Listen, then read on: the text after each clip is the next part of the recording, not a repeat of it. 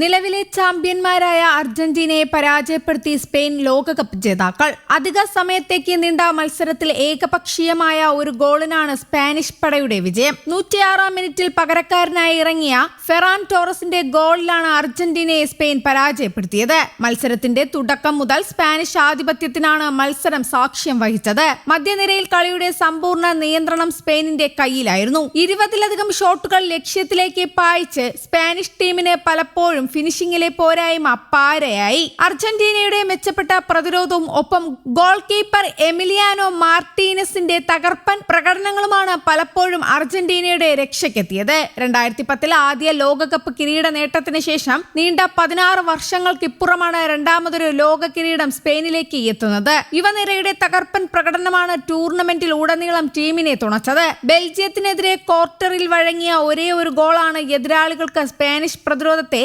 ഭേദിക്കാനായ ടൂർണമെന്റിലെ ഒരേ ഒരു നിമിഷം. അതേസമയം ആരാധകർ ഏറെ പ്രതീക്ഷിച്ചിരുന്ന ഗോൾഡൻ ബോൾ പുരസ്കാരം ഇത്തവണ അർജന്റീന നായകൻ മെസ്സിക്കില്ല. 1.5 പതിറ്റാണ്ടിന് ശേഷം സ്പെയിനിന് ലോക കിരീടം നേടിക്കൊടുത്ത സൂപ്പർ താരം നായകൻ റോഡ്രിക്കാണ് ഗോൾഡൻ ബോൾ പുരസ്കാരം ലഭിച്ചത്. ലോകകപ്പിലെ 8 മത്സരങ്ങളും കളിച്ച റോഡ്രിഗോ ഹെർണാണ്ടസ് എന്ന റോഡ്രി 7 കളികളിലും സ്പെയിനിനെ വിജയിക്കാൻ വഴിയൊരുക്കി.